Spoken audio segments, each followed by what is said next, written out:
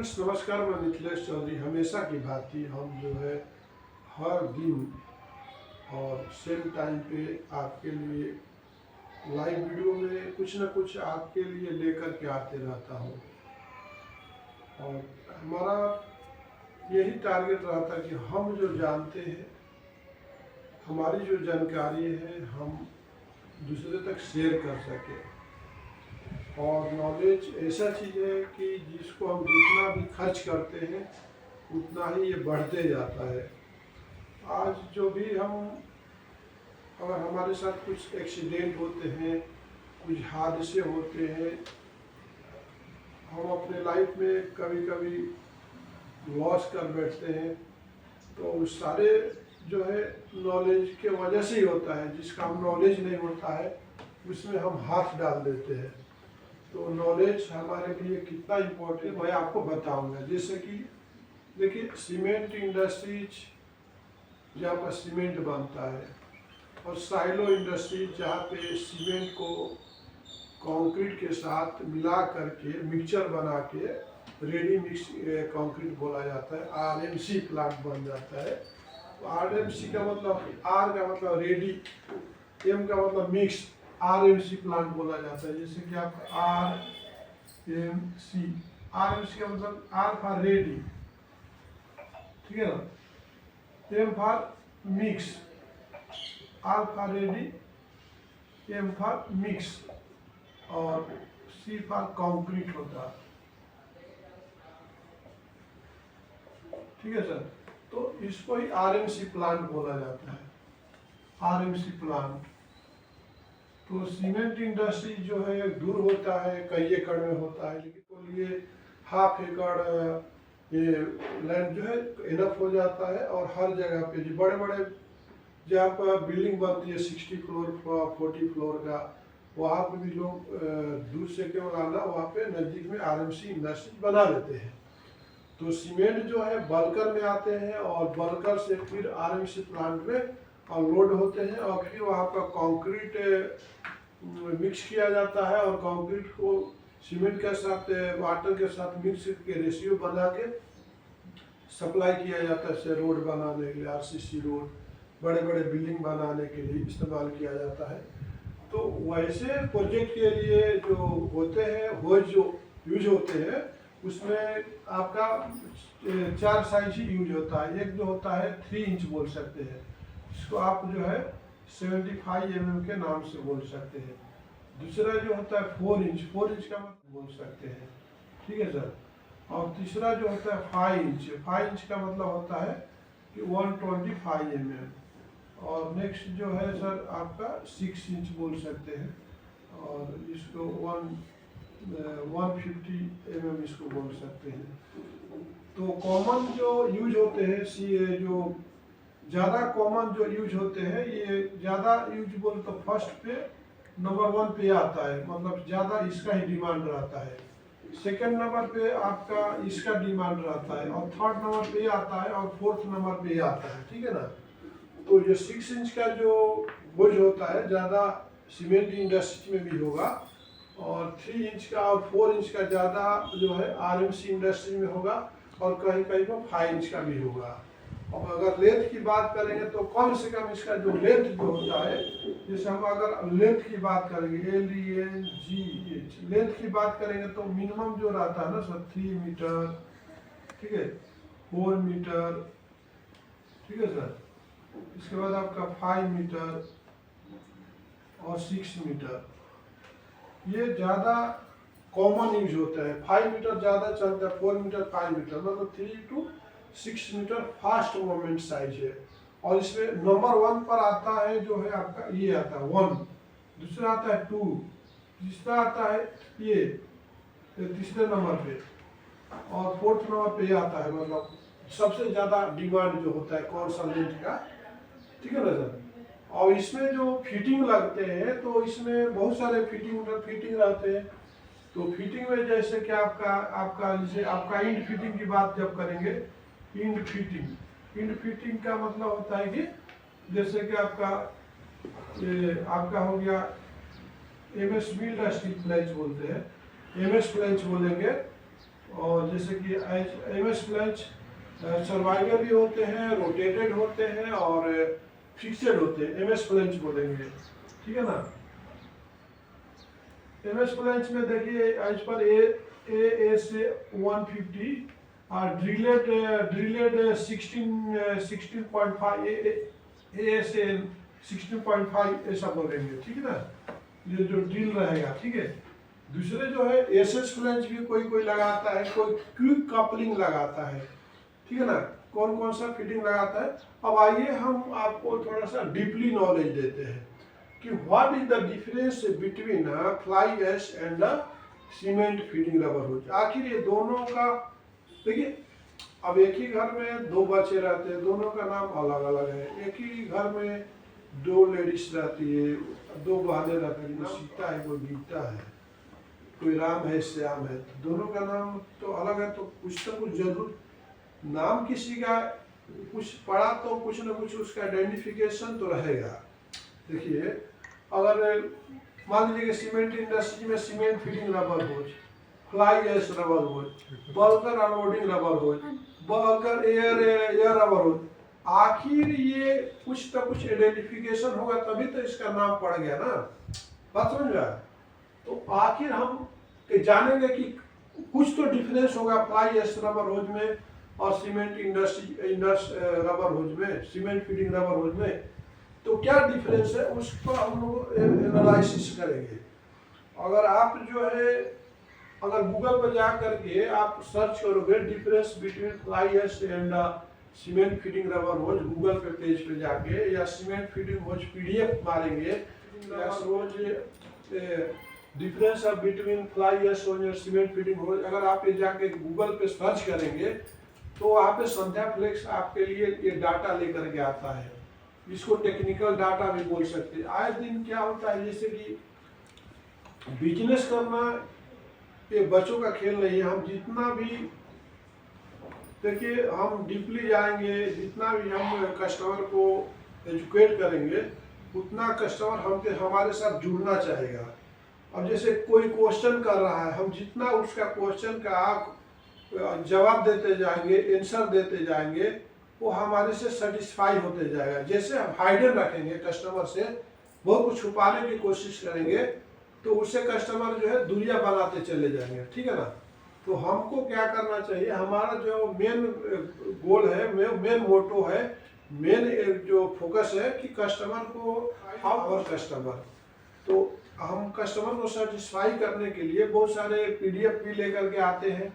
आप देखना चाहते हो टेक्निकल डाटा और फ्लैंच डायमेंशन, तो आप जाकर के कुछ भी नहीं करना है, गूगल पे जाके मारना है कि सीमेंट फीडिंग रबर होज पीडीएफ मारिए तो मैक्सिमम मेरा आ जाएगा। और दूसरा गूगल पर जाके आपको सर्च करना होगा कि difference between fly ash and cement feeding rubber hose, आपको हमारा पीडीएफ आ जाएगा।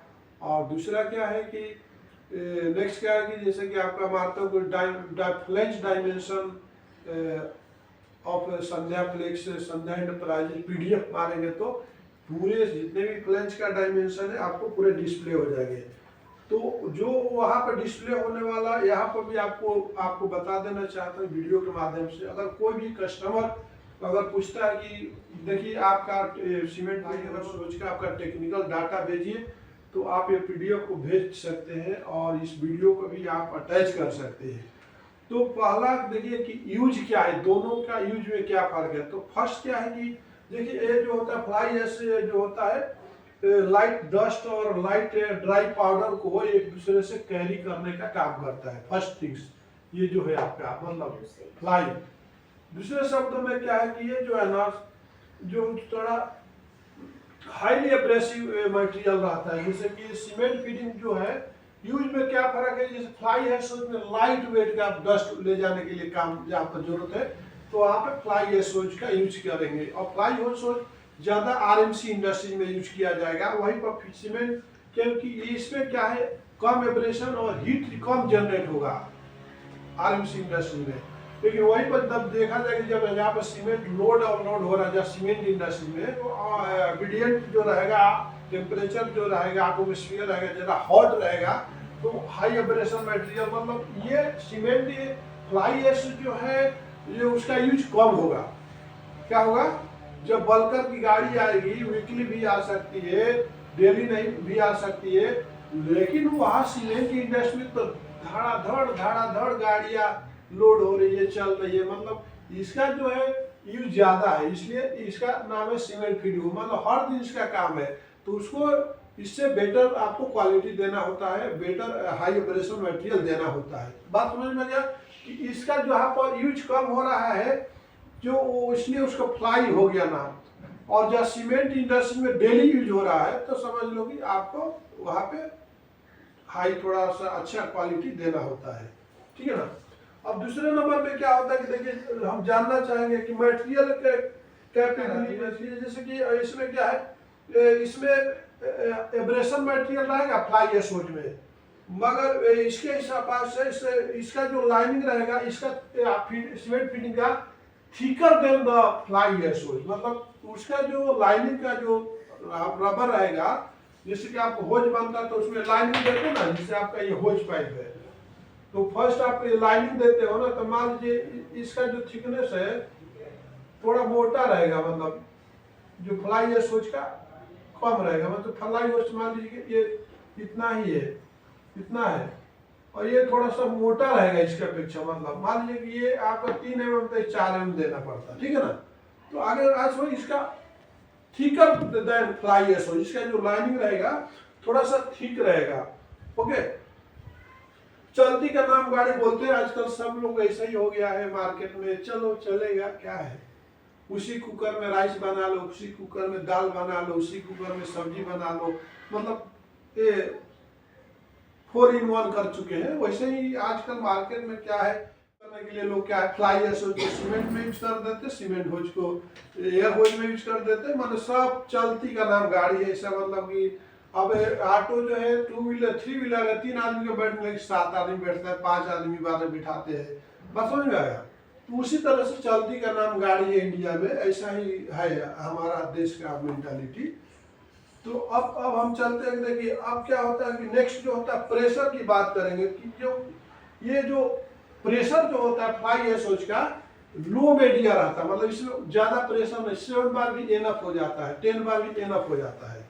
तो आपने देखा कोई बोलता है मेरा 7 बार ही चलेगा, ठीक है ना, कोई बोलता है 10 बार भी चलेगा, लेकिन जब देखा जाएगा कि आप जहाँ पर जिसका ज्यादा वर्क होगा तो उसको ज्यादा प्रेशर की जरूरत। आपने कि एक मान लीजिए कि आप एक पर्सनल कार रखते हो और एक जो है कैब वाला रखता है, तो उसका लाइफ किस कार तो दोनों है, लेकिन ज्यादा यूज कौन हो रहा है, कैब वाला की गाड़ी यूज हो रहा, 24 आवर्स चल रही है।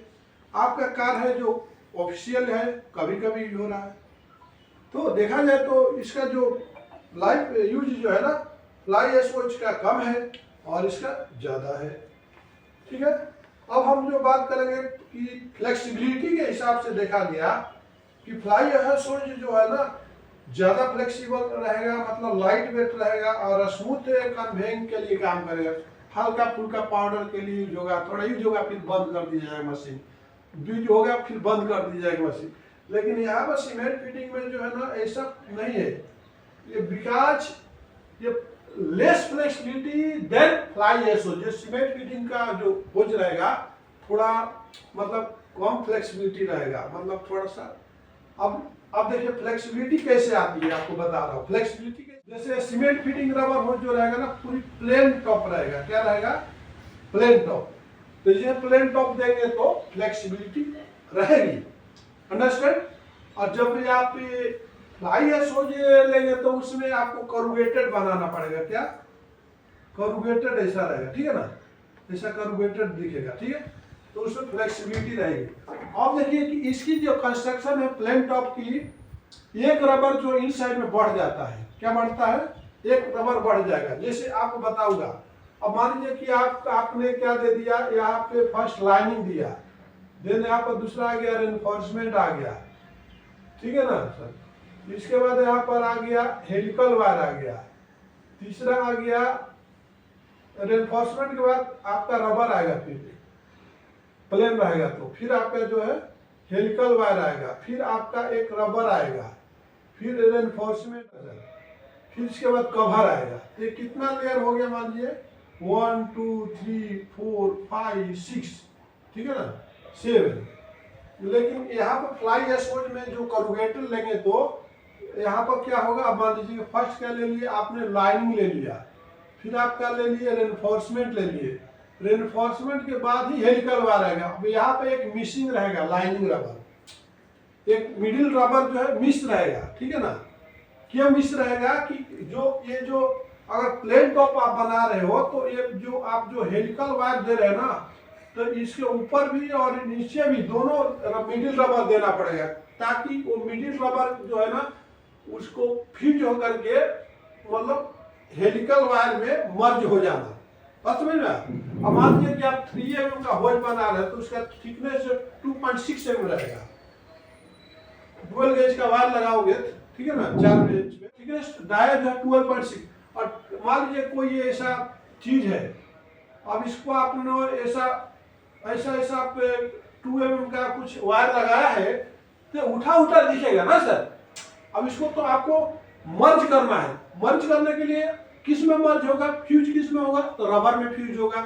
इसलिए यहाँ पर क्या करते हैं, नीचे भी रबर ऊपर भी रबर, जब हीट टेम्परेचर में वल्कनाइजिंग में जाएगा तो रबर पिघल करके उसमें मर्ज हो जाएगा, गैप को भर देगा।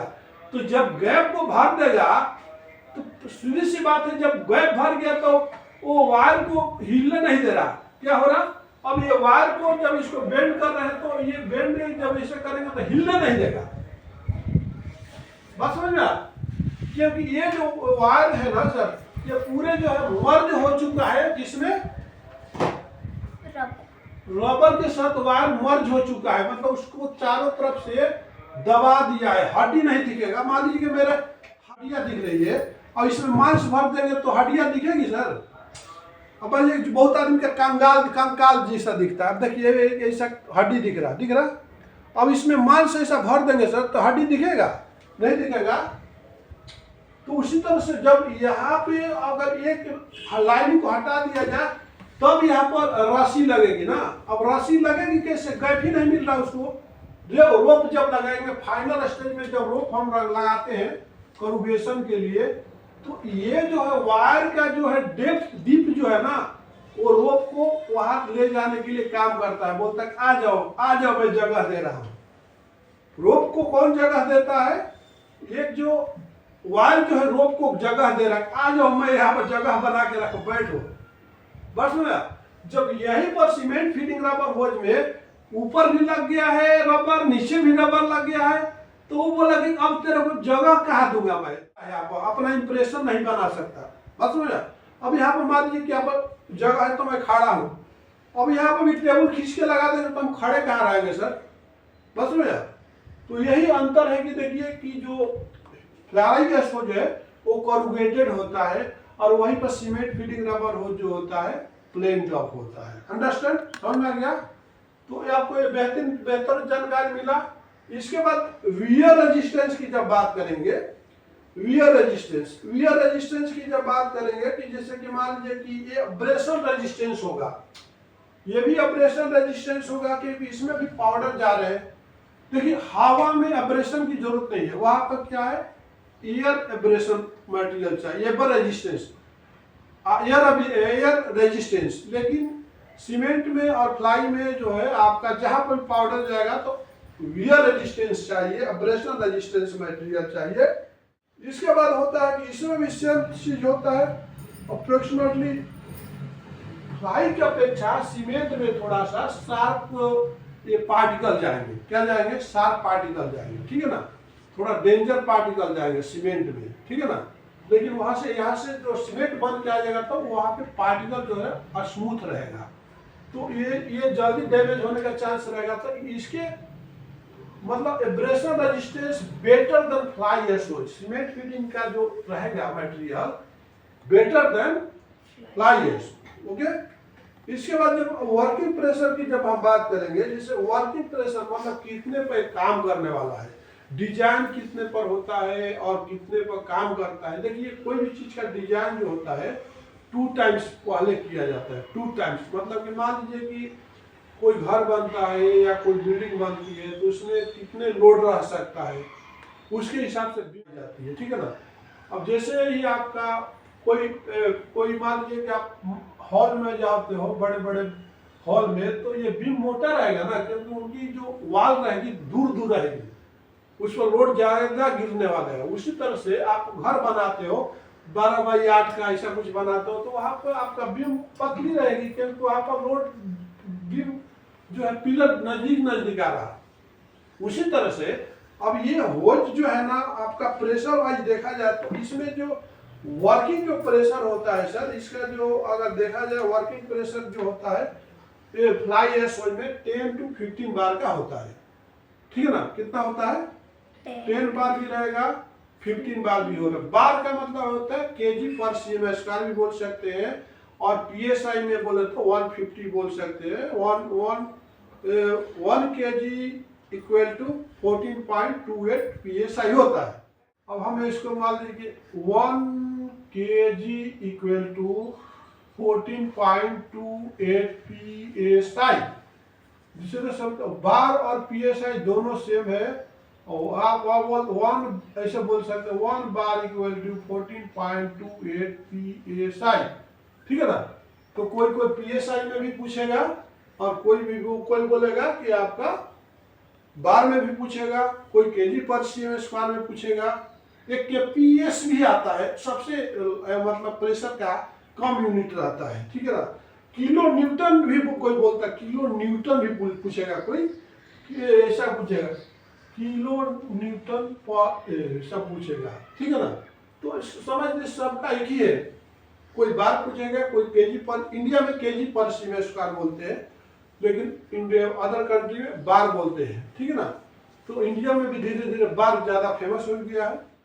तो इसका जो आपने देख लिया कि ये जैसे कि मान लीजिए अब 10 बार का मतलब होता है कि अब अगर मान लीजिए 1 में इतना है तो 10 में कितना हो गया, तो 10 से अगर इसमें मल्टीप्लाई करेंगे, मान लीजिए 14.28 इंटू 10 करेंगे तो 143 समथिंग हो, तो 150 राउंड फिगर ले लेते हैं, इसको बोलते हैं 150 पीएसआई, अंडरस्टैंड।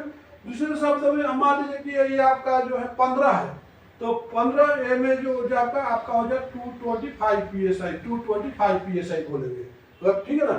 वहीं पर अगर देखा गया कि जो ये इसके अपेक्षा जो है सीमेंट फीडिंग रबर उसका वर्किंग प्रेशर थोड़ा ज्यादा रहता है, मतलब कि इसका जो 10 से 18 बार तक रहेगा, ठीक है ना। लाइट थोड़ा ज्यादा वहां पर काम उसको देना है। अब जरूरत है कि भ्रष्ट प्रेशर क्या है। एक होता है कि देखिए कोई भी चीज का एक डिजाइन प्रेशर है, डिजाइन प्रेशर, ठीक है ना। एक होता है प्रेशर, और एक होता है कि प्रूफ प्रेशर, और एक होता है कि भ्रष्ट प्रेशर, ठीक है ना। होज का जब डिजाइन होता है तो 4 तरह का दिमाग में रखा जाता है। अगर मान लीजिए कि इसका तो डिजाइन किया गया है कि मतलब कि ये 10 बार पर 15 बार के लिए, और उसको ही वर्किंग प्रेशर बोला जाता है। लेकिन उसका जो प्रूफ प्रेशर जो है कितना हो जाएगा, 1.5 times of the working pressure. Suppose मान लीजिए इसका जो वर्किंग प्रेशर 10 बार है, कितना है बता, तो 1.5 टाइम्स कितना हो जाएगा, 1.5 टाइम्स बोले तो 115 बार हो जाएगा प्रूफ प्रेशर। और भ्रष्ट प्रेशर जो bursting pressure is 3 times the working pressure, तब इसका 3 टाइम्स बोले तो 10 का 3 टाइम्स 30 बार हो गया, अंडरस्टैंड। उसी तरह से यहाँ पर 18 है, 15 है, तो 15 इंटू 3 45 हो गया, तो फिर 3 टाइम्स बोले तो 54 बार हो गया। तो आपने देख लिया कि वर्किंग प्रेशर भी कितना इंपॉर्टेंट है, थोड़ा सा डिफरेंस है, ओके सर। अब हम लोग चलेंगे कि वर्किंग टेम्परेचर क्या है। मान लीजिए तो वर्किंग प्रेशर, लेकिन वो कौन से टेम्परेचर पे वो जरूरी है। अब देखिए इंडिया है, अब जम्मू कश्मीर भी तो इंडिया में आता है, तो वहाँ का तो क्लाइमेट बहुत कूल होता है ना। वही आप तो साउथ इंडिया में जाते हो, चेन्नई जाते हो, विशाखापट्टनम में जाते हो, तो वहाँ का क्लाइमेट हॉट होता है, बस समझ में। तो कोई भी चीज का जो लाइफ होता है डिपेंड करता है। अब एक लोहे का टुकड़ा को जो है ना समुद्र के किनारे वाले एरिया में ले जाकर फेंक दो, ठीक है ना। एक दिल्ली में फेंक दो, हर स्टेट 28 स्टेट में 28 लोहे का टुकड़ा को ले लीजिए, हर स्टेट में ले जाकर फेंक दीजिए और साइंटिस्ट को बोलिए जाकर ऑब्जर्व करिए सबसे ज्यादा रस्ट वो लोहा कौन पकड़ा। देखोगे जो समुद्र के किनारे वाला एरिया में फेंका गया वो रस्ट ज्यादा पकड़ लिया। बस समझ में गया ना? आया समझ में नहीं आया? हाँ, तो उसी तरह से यहाँ पर देखा गया है कि अब ये जो है जैसे इसका जो डिजाइन होता है -30 डिग्री। अब देखिए आपका जब जाओगे जम्मू कश्मीर तो मतलब माइनस में टेम्परेचर चला जाता है। क्या होता है माइनस। वहां पर क्या होगा? माइनस में टेम्परेचर चला जाता है। बात समझ में आया? माइनस में जब कोई चीज जाएगा ना तो वहां पर जो है ना रबर जो है ब्रिटल बन जाएगा, मतलब जमना शुरू होगा तो वो भी जमेगा ना उसका। तो क्या होगा जैसे कि मान लीजिए कोई आपने कोई होज पाइप बनाया है, ठीक है ना सर? तो ये होज पाइप जो है ना आप मान लीजिए कि ये 5 मीटर है, ठीक है ना? ये कितना है? 5 मीटर है। कितना है? तो जब ये ठंडी का मौसम आएगा ना तो ये आपका जो थोड़ा सा ये कितना हो जाएगा? 5 मीटर का मतलब 5000 mm, ठीक है ना? अब जब ठंडी का मौसम आएगा तो यही होज सिकुड़ करके श्रिंकेज हो करके 4995 हो जाएगा, 5 mm कम हो जाएगा, श्रिंक होगा ठंडा से। जब यही होज जो है ना जब गर्मी के दिन आएगा तो 5005 भी हो सकता है। तो आप बात समझ में आएगा? जब जो कोई चीज जो है श्रिंक होगा तो ब्रिटेल होगा। अब ब्रिटेल होगा तो मतलब वहां पे लाइफ उसका कम होने लगेगा। बस समझ में? यूबोनाइट बन जाएगा मतलब टक टक टूट जाएगा। अगर इसमें अगर पॉलीमर परसेंटेज आपका 60% नहीं है रबर, खाली आप कार्बन ही दे दिए हो, खाली व्हाइट रेनफोर्समेंट ही बना दिए हो, तो यहाँ पर इसका लाइफ खत्म हो जाएगा, जल्दी फट जाएगा, हो टूट जाएगा। हो बात समझ में? ये दोनों टेम्परेचर डेंजर है। नॉर्मल टेम्परेचर इज ओके, लेकिन गर्मी भी इसके लिए डेंजर है, ठंडी भी इसके लिए डेंजर है। तो इसलिए इसका जो डिजाइन किया जाता है कि माइनस को भी देख कर किया जाता है, मतलब कि ये -30 तक भी जा सकता है और 80 डिग्री टेम्परेचर तक भी जा सकता है। जैसे कि आपका मान लीजिए कि आपका ये टेम्परेचर बहुत से ज्यादा चेन्नई भी देखो तो 48-50 तक ही जाता है ना। बस समझो 40 तो मतलब हवा का टेम्परेचर है, क्लाइमेट को टेम्परेचर है। बात समझ ना? अब मेरी बात समझो, 50 तक जाता है, 48 डिग्री टेम्परेचर जाता है। तो ये हॉट एयर का जो इंजीनियर साइंटिस्ट है जो वो लोग क्या करते, हॉट वाटर को ही मेजर करते टेम्परेचर, वो वस्तु का नहीं लेते, मतलब थिंग्स का टेम्परेचर नहीं लेते। और 48 डिग्री टेम्परेचर पर अगर वहां पर जमीन पर लोहा रख दिया जाए तो क्या लोहा का भी 48 रहेगा? नहीं रहेगा ना। बस समझ में ना? इसका तो बहुत ज्यादा हो जाएगा ना, उसको पैर रख के जल जाओगे ना। मार्बल भी गर्म हो जाता है, टाइल्स भी गर्म हो जाता है। गर्मी के दिन में आप नंगे पांव चल के देखो, बस में ग्रेनाइट्स भी गर्म हो जाएगा, इसका दुगना हो जाएगा टेम्परेचर, जलने लगेगा, आपका पैर में छाले पड़ जाएंगे। तो उसी तरह से अगर हो यहाँ पर क्या होगा कि गर्म हो जाएगा, बस में, क्योंकि उसके अंदर में हेलिकल वायर है, कार्बन है जो गुड कंडक्टर के अंदर आता है, जल्दी हीट करता है कोई भी चीज को, बस में, और माइंस से बना हुआ है। तो होज क्या होगा? गर्मी में गर्म हो जाएगा। और तो ज्यादा से ज्यादा जो है ना, अब देखिए ISO जो होता है 80 डिग्री तक डिजाइन किया जाता है। कितना? -30 to 80 डिग्री। लेकिन वहीं पर सीमेंट फीडिंग जो होता है पूरा तो ज्यादा गर्म होगा ना। बात समझ में? अब कोई चीज देखो चलते चलते गर्म हो जाता है। अभी मैं यहाँ पर खड़ा हूँ, कोई मैं वर्क नहीं कर रहा हूँ, बहुत रिलैक्स में खड़ा, तो मैं बहुत अपने आप को कूल महसूस कर रहा हूँ। मैं वर्क में नहीं हूँ, रिलैक्स हूँ ना, मैं मेरे को पसीना निकल रहा, बहुत मतलब रिलैक्स है। अब जब हम इसको ऐसा लगेगा करने 100 बार 100 टाइम्स अगर हम ऐसा करते हैं तो हमारे बॉडी क्या होगा? हीट हो जाएगा। क्या होगा? हीट होगा ना। हमारे जो नॉर्मल टेम्परेचर है वो उस टेम्परेचर से ज्यादा टेम्परेचर हमारा बॉडी बताने लगेगी, ठीक है ना। उसी तरह से अगर सीमेंट होज का ज़्यादा यूज होता है, इसलिए अब इसका टेम्परेचर बिल्ड होने लगता है, इंटरनली आउटरनली दोनों तरफ टेम्परेचर बिल्ड होगा, वो 100 डिग्री तक पहुंच जाएगा।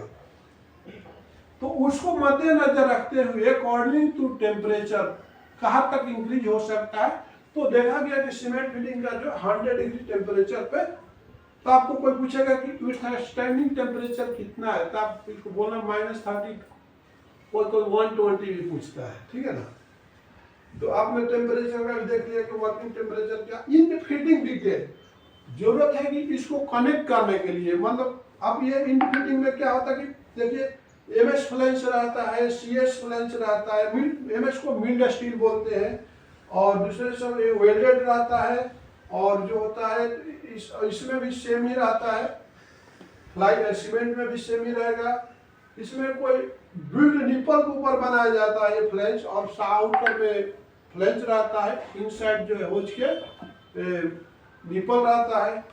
इसके बाद जो होता है, इसके बाद लीकेज प्रूफ होता है, फिटिंग रहता है। कैमलक फिटिंग का मतलब होता है क्यूब, मतलब जल्दी खोलना कसना बोले तो क्यूब कपलिंग यूज किया जाता है, जिसको एल्युमिनियम का भी हो सकता है, ब्रास का भी हो सकता है, एसएस का भी हो सकता है, और दोनों में यूज किया जा सकता है। जहां पर जल्दी जल्दी जल्दी जल्दी ये टैंकर आया, वो टैंकर आया, ये टैंकर आया, वो टैंकर आया, ये टैंकर आया, बस तो नट बोल्ट खोलने में टाइम लगेगा ना, खोलना कसने तो ट्यूब कपलिंग का इस्तेमाल किया जाएगा, कि खाली उसको क्या करना रहता है, ऐसे लाख रहता है, ऐसे ऐसे ऐसे खींच दो खुल जाएगा, ऐसे फिर दबा दो बंद हो जाएगा। बस में जैसे आपका पानी का वाल्व रहता, क्या करते हो, ऐसा वाल्व घुमाते हो बंद, ऐसे करते हो खुल रहा पानी चालू, अंडरस्टैंड। उसी तरह से एक कैमरा फिटिंग होता है, आप उस जो फीमेल में जाकर के मेल जो है इसे लगा देगा, इसको कर देगा तो लॉक हो गया, अब नहीं निकलेगा। जैसे ही अनलोड हुआ भरकर उठा दिया और लॉक हो, चलो यहाँ टैंकर को साइड करो, नट बोलते लगे खोलने लगे कसने तो कितना टाइम लगेगा, रुको थोड़ा पानी पी ले, चाय पी ले, तो बहुत टाइम लग जाएगा। तो इसको क्या बोलते हैं, कैमलक फिटिंग बोलते हैं, मतलब जल्दी ट्यूब रिलीजिंग फिटिंग बोलते हैं। और बड़े बड़े इंडस्ट्रीज में जो है ना इसका इस्तेमाल किया जाता है, ज़्यादा से ज़्यादा बल्कर लोड होते हैं, अनलोड होते हैं, वहाँ पर कैमलक फिटिंग का इस्तेमाल किया जाता है। इसमें भी कैमलक फिटिंग में सबका डिजाइन होता है। एमएस फिटिंग में जैसे जो होता है टेबल डी के हिसाब से, टेबल ई के हिसाब से, ए से 150 के हिसाब से, बहुत सारे इसमें क्लासेस हो चाहते, जितने भी आप देखिए, आपका गाड़ियाँ कोई मारुति की है, कोई टोयोटा की है ना, वो तो बहुत सारी कंपनी की गाड़ियाँ है, वो भी 4 सीटर। लेकिन उसी तरह से इसमें जो बल्कर जो बनते हैं, कई कंपनियां बनाती है, बात समझ में ना। तो सब कंपनियों का जो फिटिंग होता है, कोई जो फ्लैंज का जो डिजाइन होता है उनका, कोई टेबल रहता है, कोई टेबल डी के हिसाब से रहता है, कोई एज पर ऐसे 150 के हिसाब से होता है। तो कस्टमर से मालूम करना पड़ता है कि भैया आपका जो फ्लैंज है ना सर, किसके पीसीडी क्या है, पीसीडी जो है डिफरेंस होता है। जैसे टेबल डी है तो उसका पीसीडी अलग रहेगा, टेबल ई है तो उसका पीसीडी अलग रहेगा, A7। तो ये भी आपको मालूम करना पड़ता है, कहीं गलती से आपको बिना पूछे आपने होज बना दिया तो पता चलेगा उसके बल्कर में फिट नहीं होगा, समझ में। उसी तरह से आपका जो इतना इजी नहीं है बिजनेस करना, इतना आसान भी नहीं है सर। अब कैमलक फिटिंग विद कैमलक फिटिंग, तक कैमलक फिटिंग में भी ए होता है, सी होता है, एम होता है, इसमें टाइप होता है, कौन सा टाइप का चाहिए, सी टाइप का चाहिए, ई टाइप का चाहिए, एम टाइप का चाहिए, इसमें 3-4 टाइप रहता है। तो वो भी आपको मालूम करना होगा कैमलक कंपनी में कौन सा टाइप चाहिए सर, अंडरस्टैंड। हम बात करेंगे कि एक और फिटिंग आता है जिसको हम लोग बोलते हैं कि एक होता है कि वर्चुअल बोलते हैं, और ग्रूवेट कंपनी बोलते हैं। ये बहुत फास्ट यूज होता है, बहुत जल्दी लाख होगा, 5 लाख होगा, ये दोनों में यूज होता है। लेकिन इंडिया में इसका कोई ज्यादा उतना डिमांड नहीं है, ज्यादा चलता नहीं है। एक होता है कि फ्लैंज का क्लैंप होता है, जो लाइट वेट के लिए यूज होता है, टेम्पररी के लिए होता है। बहुत सारे जो है कस्टमर आपको पूछेंगे कि आपको विदाउट फिटिंग चाहिए, मतलब होज चाहिए मगर विदाउट फिटिंग चाहिए। एक पूछता है कि होज चाहिए मगर विथ फिटिंग चाहिए, बात समझ गया। ये विथ फिटिंग फ्लैंज हो गया, ये विदाउट फिटिंग फ्लैंज हो गया। तो इसमें क्या करेगा, वो वहां पर जाके उसके पास निपल रहा है, ऊपर से क्लैंप लगाएगा। लेकिन ये टेम्पररी सॉल्यूशन है, ये परमानेंट सॉल्यूशन नहीं है। इसमें ज्यादा प्रेशर देंगे तो लीकेज भी होगा, पाउडर भी वेस्ट होगा, ये ज्यादा नहीं चलता है। तो आपने ये देख लिया कि वर्किंग प्रेशर देख लिया, फिटिंग के बारे में देख लिया, ब्रशिंग प्रेशर के बारे में देख लिया। तो आज मिथिलेश चौधरी ने आपने कितना क्लैरिटी दिया। तो क्या लगता है कि आप जो है संध्या फ्लेक्स के साथ जुड़ना नहीं चाहोगे? संध्या फ्लेक्स एक ऐसा ब्रांड है जो आपको नॉलेज ही नहीं देता है, साथ साथ ही आपको बहुत सारे यूजेज के बारे में बताते हैं, कौन सा प्रोडक्ट कहाँ पे यूज है, आपको कौन सा प्रोडक्ट कैसा लेना चाहिए। अगर आपको ट्रांसपोर्ट में कुछ होज दब जाते हैं उसका भी सॉल्यूशन बताता है। अगर होज आपका थोड़ा बहुत लीकेज हुआ है तो उसको एडिशनली और भी आप जो है मैं उसको बताने वाला हूँ कि और भी आप 6 महीना उसको यूज कर सकते हो। तो मिथिलेश चौधरी आपको आपका देखिए कस्टमर का जो फायदे की बात करता है। हमारा काम जो है सेल करना नहीं, हमको पैसे कमाना, हम आपसे काम नहीं, आपको सेटिस्फाई करना, आपको सर्विस का मेन मकसद है। नमस्कार, धन्यवाद।